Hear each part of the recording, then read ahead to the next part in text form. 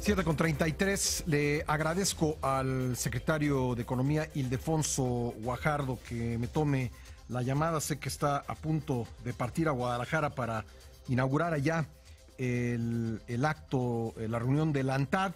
Secretario, ¿cómo estás? Muy buenos días. Buenos días, Oscar, qué gusto saludarte. Gracias por estar con nosotros. Bueno, concluyó la ronda 7, pues en medio de bastante incertidumbre provocada por el anuncio de los aranceles al acero y al aluminio por parte de Estados Unidos. Yo te preguntaría, ¿es para ti esta una estrategia nada más de Trump o hay algo más de fondo en el ambiente de la renegociación del tratado? Yo te diría que ojalá que la Casa Blanca fuera tan estratégica.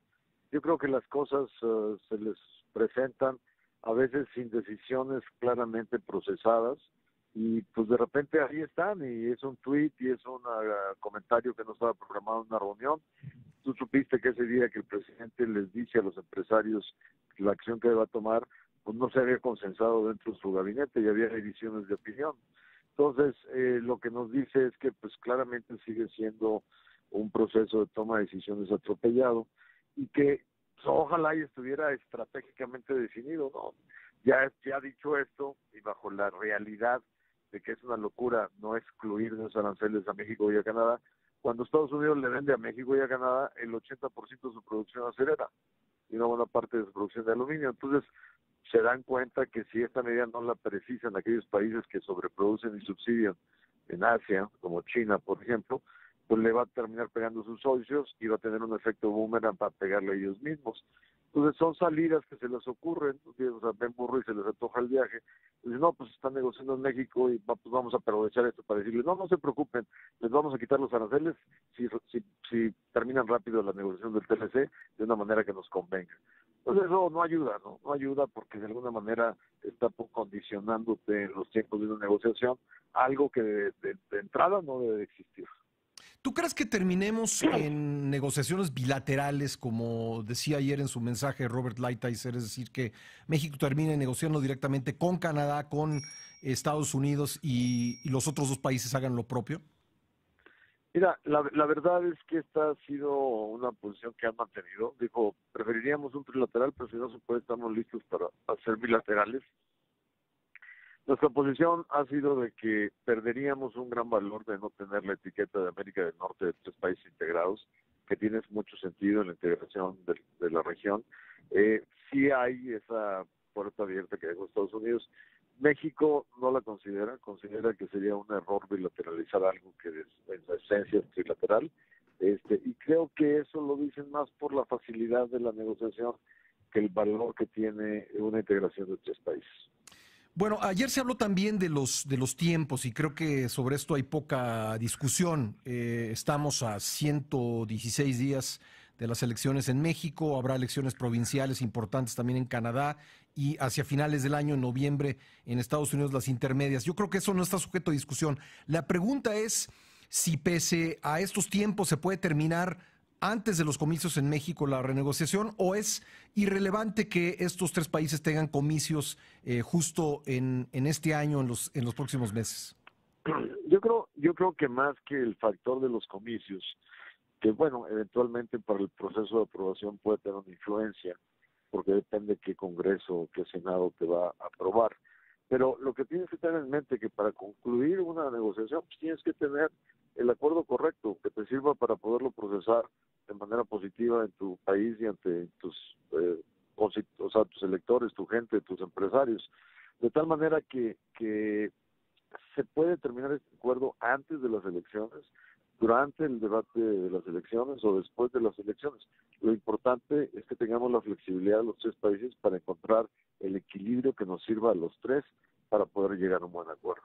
O sea, no, las elecciones sí tendrán alguna influencia en la velocidad de aprobación en el legislativo, pero el proceso de negociación no debe dejar de influirse.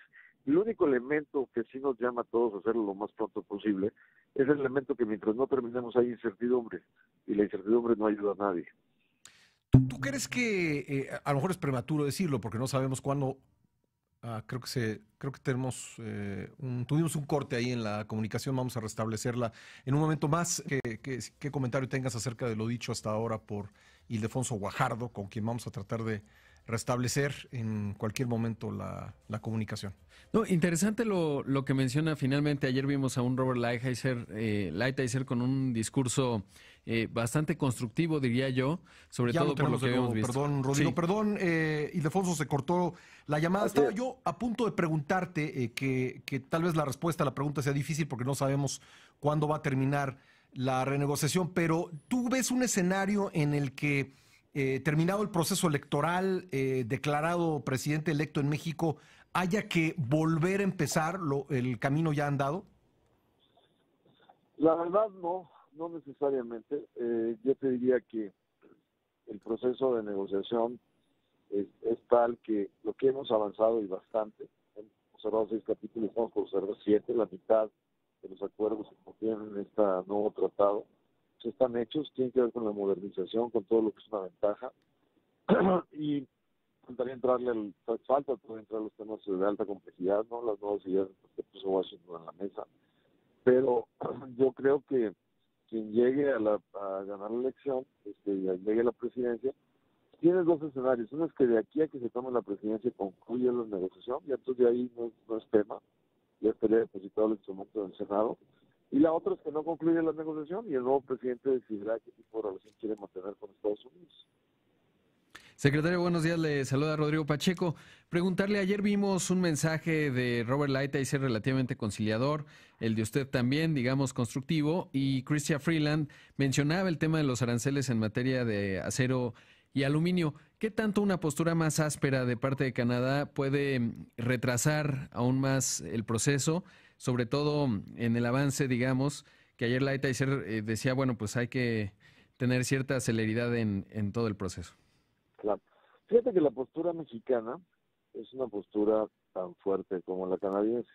La decisión tomada desde el punto de vista de ser eficientes y no contaminar los conductos, nosotros decidimos no contaminar la negociación NAFTA con este debate de aranceles. Yo eso lo contesté en mi conferencia de prensa y con la misma contundencia que Freeland lo hizo en la ministerial de NAFTA.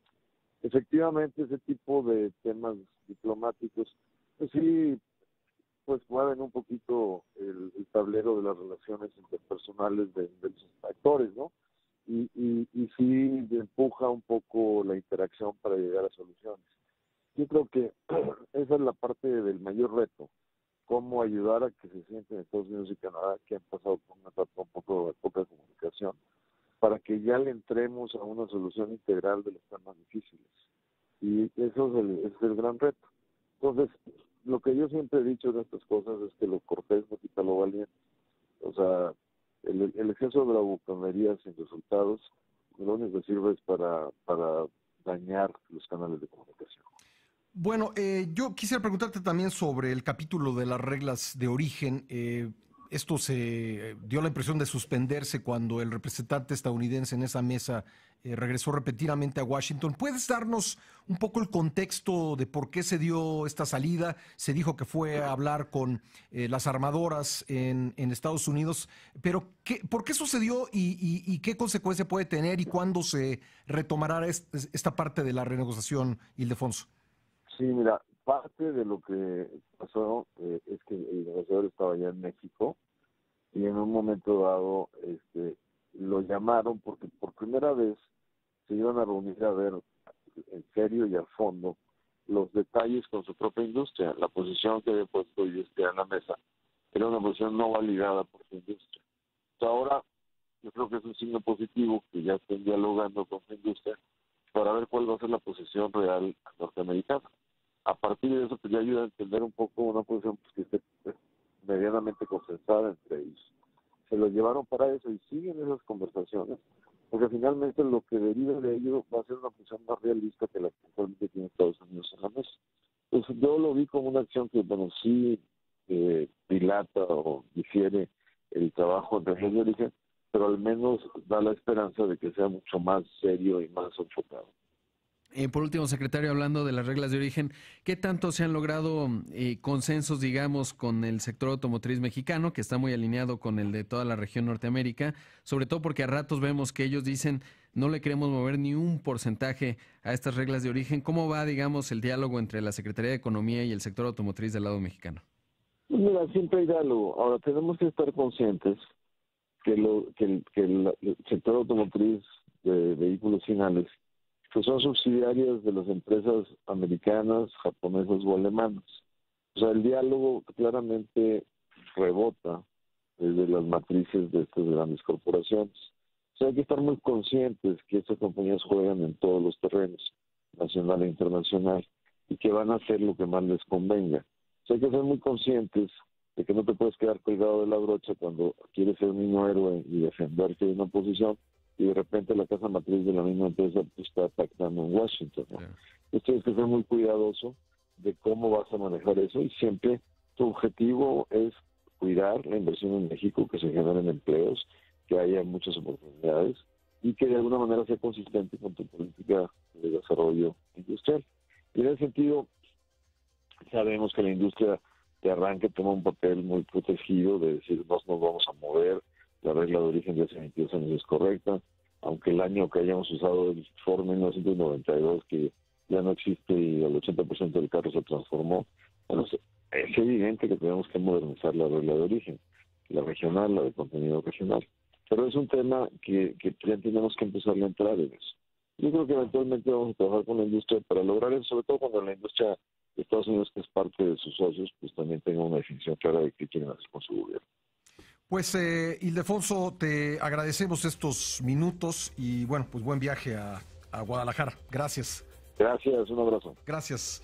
Ildefonso Guajardo, secretario de Economía, hablando sobre la conclusión de esta séptima ronda de renegociaciones del Telecán.